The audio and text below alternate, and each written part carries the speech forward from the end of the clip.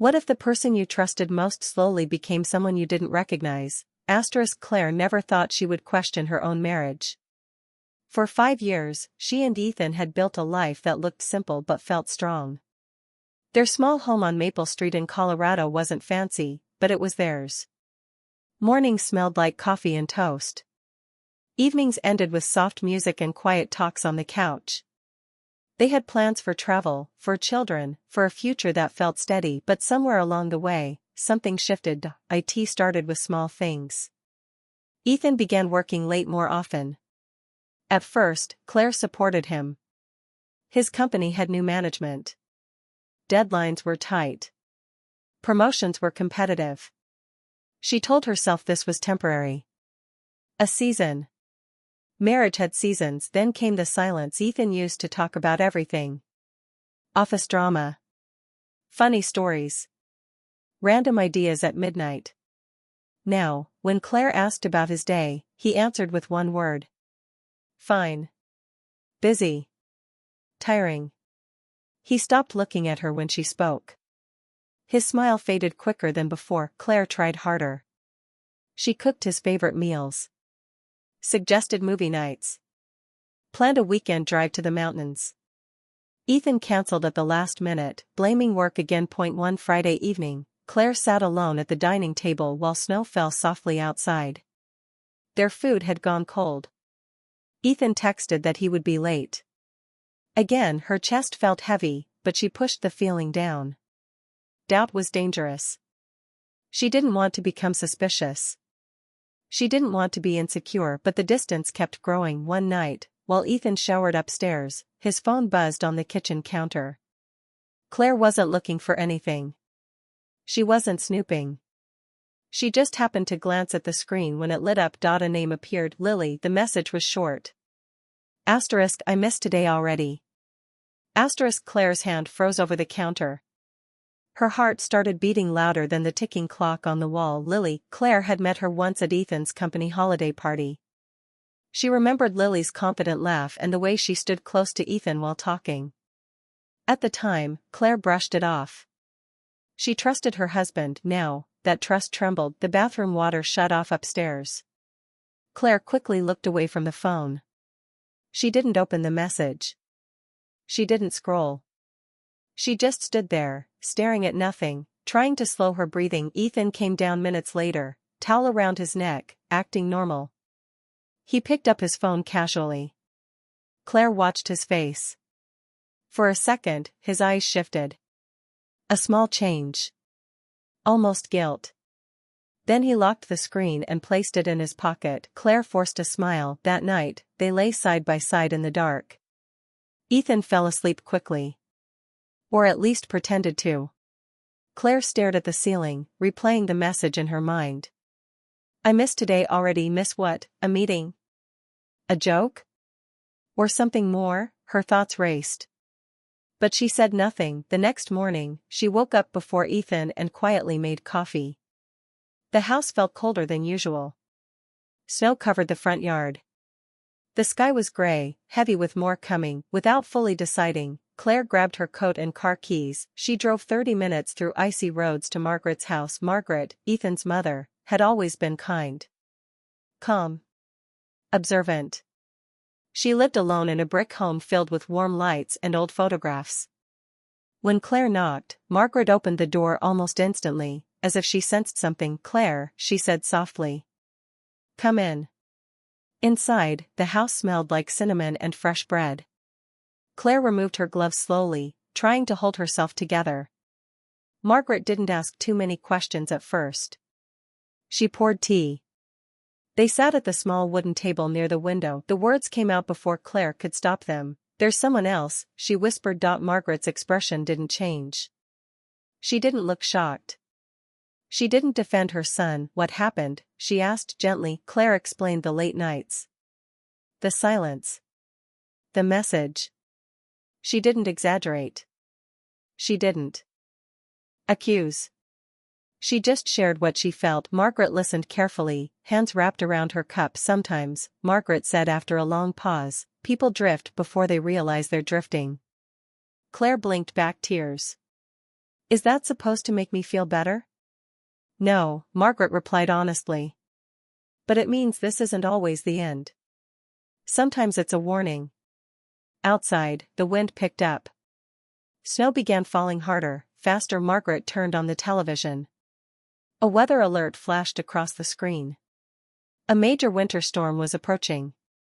Roads would close by evening. Power outages were likely. You should head home soon, Margaret said calmly. Before it gets worse. Claire nodded, but her chest felt tight again. She didn't want to go back to that quiet house. She didn't want to sit across from Ethan pretending nothing was wrong. When she arrived home, the driveway was empty. Ethan wasn't there. She checked the time. He said he would work a half day. It was already late afternoon. Claire stood by the living room window as snow thickened, covering the street in white. The world outside blurred under heavy wind. Her phone showed poor signal. Messages delayed. Finally, headlights cut through the storm.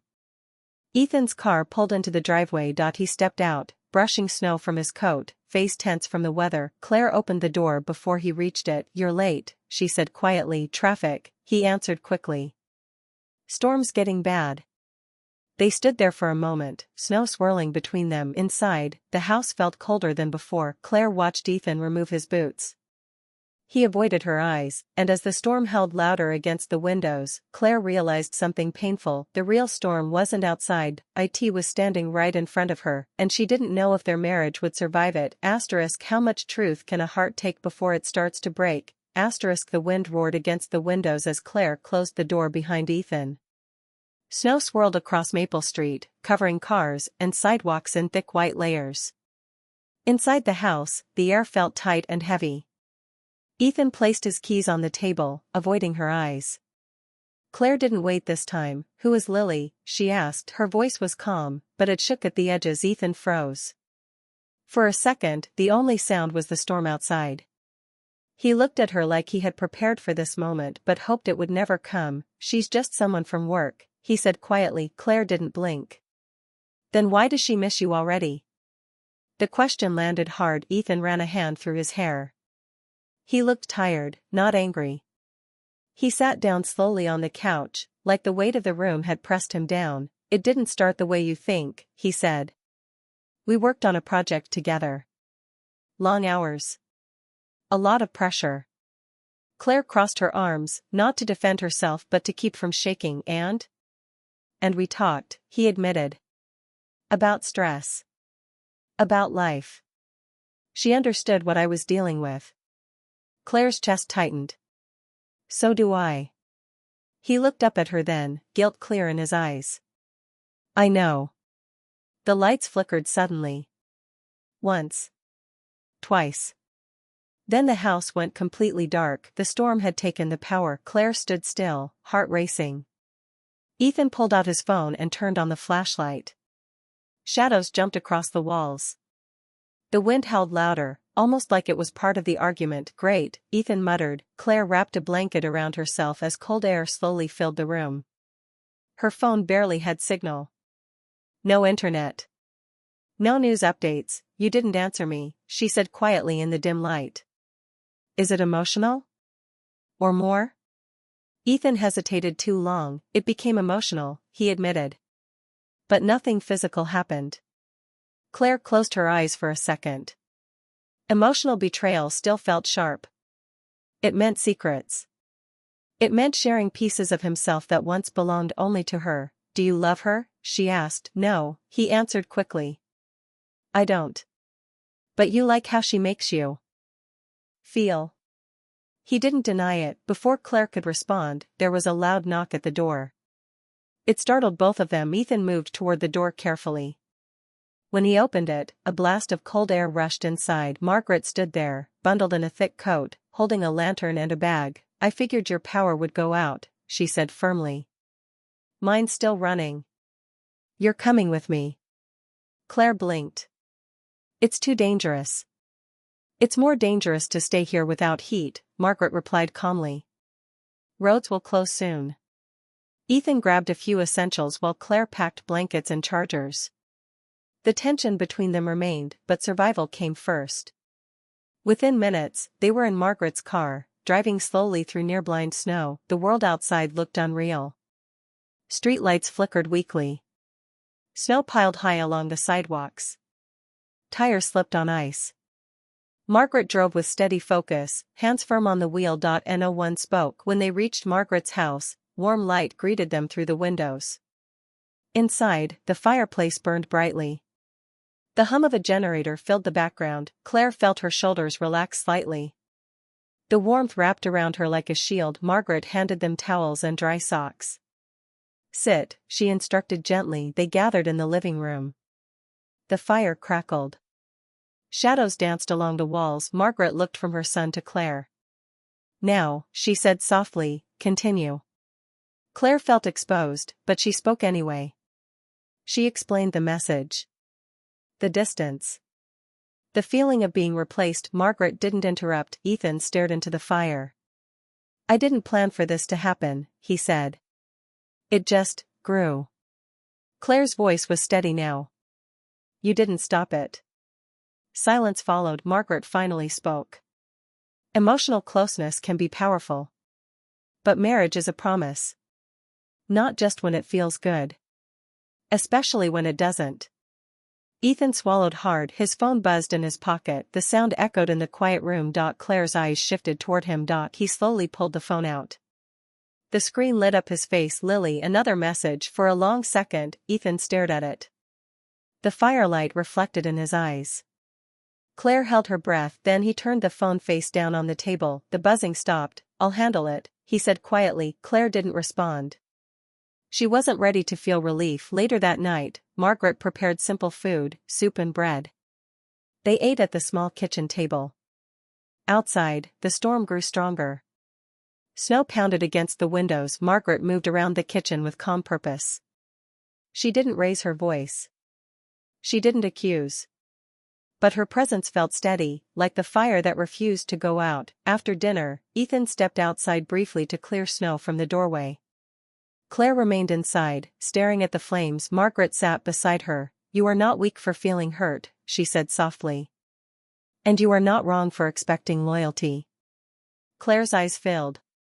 "I don't know if I can trust him." "Trust isn't rebuilt with one sentence," Margaret replied. "It's rebuilt with action." The door opened. Cold air rushed in as Ethan returned. He brushed snow off his coat and looked at Claire. "I told her I need space," he said quietly. "I turned my phone off." Claire nodded slowly, unsure what to feel. The night stretched long. Margaret prepared guest rooms upstairs. The power stayed steady in her home, but outside the world was buried under white silence. Claire lay in bed alone, staring at the ceiling. She could hear faint footsteps in the hallway. Ethan moving. Restless, the storm outside didn't slow, and neither did the storm between them, because in the warmth of Margaret's house, one truth had become clear: their marriage wasn't safe just because they were under the same roof, and the hardest conversation was still waiting. Can love survive when trust is hanging by a thread? Morning came slowly, wrapped in silence. Snow covered everything outside Margaret's house. Cars were buried. Roads were blocked. The storm had sealed them in.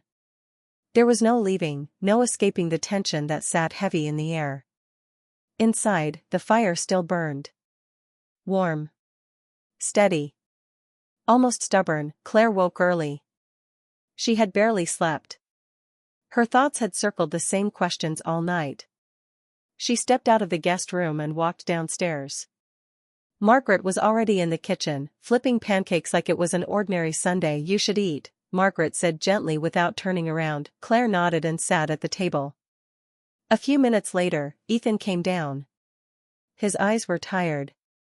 He looked like a man who had finally realized how much he could lose. No one spoke at first. The only sound was the soft crackle of the fireplace and the quiet scrape of forks against plates. Finally, Margaret broke the silence. "We can't fix anything by pretending," she said calmly. "This storm gave you time. Use it." Ethan looked at Claire. "I never meant to hurt you." "But you did," Claire replied, steady but firm. He didn't argue. Margaret leaned back in her chair. "Start with honesty," she said. Not excuses. Ethan took a deep breath. I felt overwhelmed at work. I felt like I was failing. Lily listened. She admired me. It felt easy. Claire's jaw tightened. Marriage isn't always easy. I know, he said quickly. And that's what I forgot. I chased something simple instead of protecting something real. The words hung between them. Claire stared at him, searching for something in his face. Regret? Fear? Truth? Did you ever think about leaving? She asked quietly. Ethan hesitated. That pause hurt more than anything. I thought about what life would look like if I didn't have so much pressure, he admitted. But I didn't think about leaving you. Not really. Not really, Claire repeated softly. Margaret stood and added another log to the fire. The flames grew stronger. Emotional attention can feel powerful, Margaret said, still facing the fire. But it doesn't mean it's love. Sometimes it's just escape. Claire's eyes filled, but she didn't look away. I felt you slipping away, she said to Ethan. I tried to pull you back. You stopped reaching for me. Ethan's voice cracked. I didn't realize how far I drifted. That was the problem. He hadn't noticed. The day moved slowly but heavy with meaning. They talked for hours. About work stress. About loneliness inside marriage. About expectations they never voiced. Claire admitted something too. I stopped sharing my fears because you seemed tired. I didn't want to add pressure. Ethan looked surprised. I thought you didn't need me the same way anymore. They both had been guessing. Both had been wrong. In the afternoon, Claire stepped outside for air. Snow stretched across the yard like a blank page. The world was quiet, almost peaceful. Cold air filled her lungs. Ethan followed her carefully. I blocked her, he said softly. Claire didn't turn around. I told her it was over. That I crossed lines I shouldn't have. The words were simple, but they carried weight. Claire faced him slowly. Why now? Because when the lights went out, he said, I saw how close I was to losing everything that matters. She searched his face again. This time she saw fear. Real fear. I don't trust you, she said honestly. I know, he replied, and I don't know how to fix that. I'll do whatever it takes, he said. Counseling. Transparency. Anything. Snowflakes began to fall again, softer this time. Inside the house, Margaret watched through the window but didn't interrupt. Back by the fire that evening, the conversation grew deeper. What were you getting from her that you weren't getting from me? Claire asked. Ethan answered carefully. Attention without history. Admiration without responsibility. Claire absorbed that. It hurt, but it made sense. Marriage carried bills. Responsibilities. Shared disappointments. It wasn't light and new anymore. It was real and sometimes heavy. I never stopped loving you, Ethan said, but you stopped protecting us, Claire replied. He nodded. Margaret finally spoke again. Love isn't proven when it's easy, she said. It's proven when temptation shows up. Silence followed. That night, the power flickered once but stayed on. The storm outside began to weaken. Claire sat close to the fire, staring into the flames. Ethan sat across from her, not too close, not too far. The distance between them felt fragile. I need time, Claire said finally. I'll give you time, Ethan replied. No secrets, she added. No secrets. Upstairs later, Ethan placed his phone on the kitchen counter instead of taking it with him. A small action. But deliberate. Claire noticed. Trust wasn't rebuilt yet. But something had shifted. For the first time, Ethan wasn't defensive. He wasn't minimizing. He wasn't hiding. He looked scared of losing her, and that mattered. Before going to bed, Margaret stopped Claire gently in the hallway. He has to earn you again, she said softly. But don't close your heart so tightly that he has no door to knock on. Claire nodded slowly. In the guest room, she lay awake again. But this time, her thoughts were different. Not just pain. Not just anger. There was a question. Could broken trust ever become stronger than before? Downstairs, Ethan sat alone by the dying fire, staring at the last glowing embers.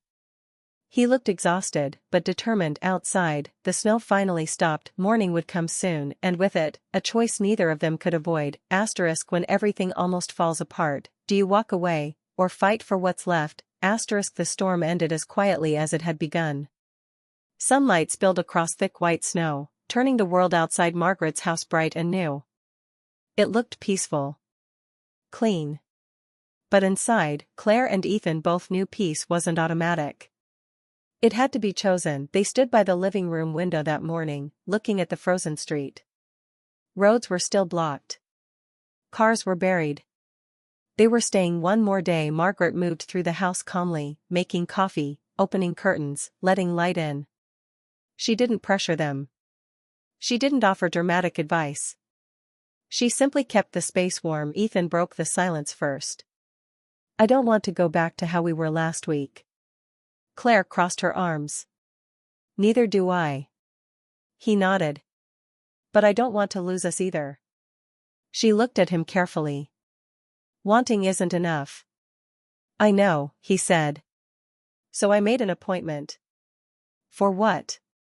Marriage counseling. First session is next week. Claire hadn't expected that. She studied his face, searching for hesitation.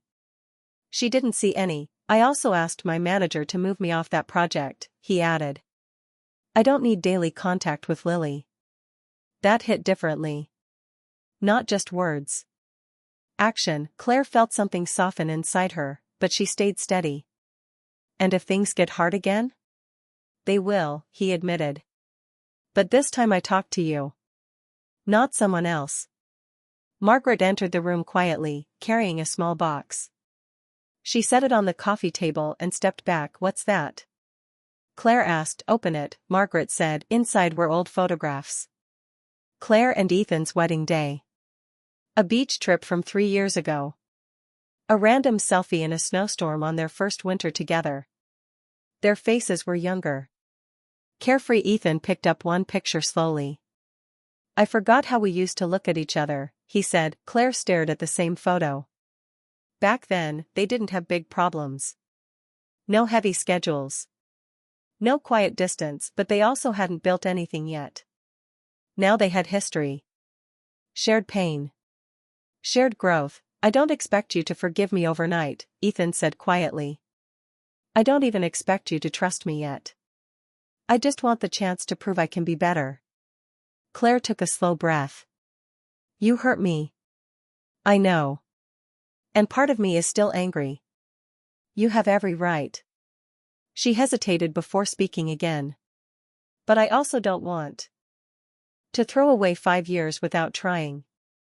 Margaret smiled softly but didn't interrupt. Claire continued, I'm willing to try. But if I see even one more lie, you won't, Ethan said firmly. Trust wasn't back. But a small bridge had been built. Later that afternoon, the roads began to clear. Snowplows moved through town. It was time to go home. Before leaving, Margaret hugged Claire tightly. Love is not about never stumbling, she said. It's about choosing to stand back up together. Claire nodded, holding those words carefully. Back at their house on Maple Street, the power had returned. The rooms felt familiar but different. Like stepping into a place after an argument that changed everything. Ethan carried in their bags. Claire walked slowly through the living room, touching the back of the couch, the kitchen counter, the framed photos on the wall. This was still her home. That evening, they sat at the dining table. No phones. No television. Tell me what you need, Ethan said. Claire thought for a moment. Honesty. Even when it's uncomfortable. And time. Don't rush me to feel normal.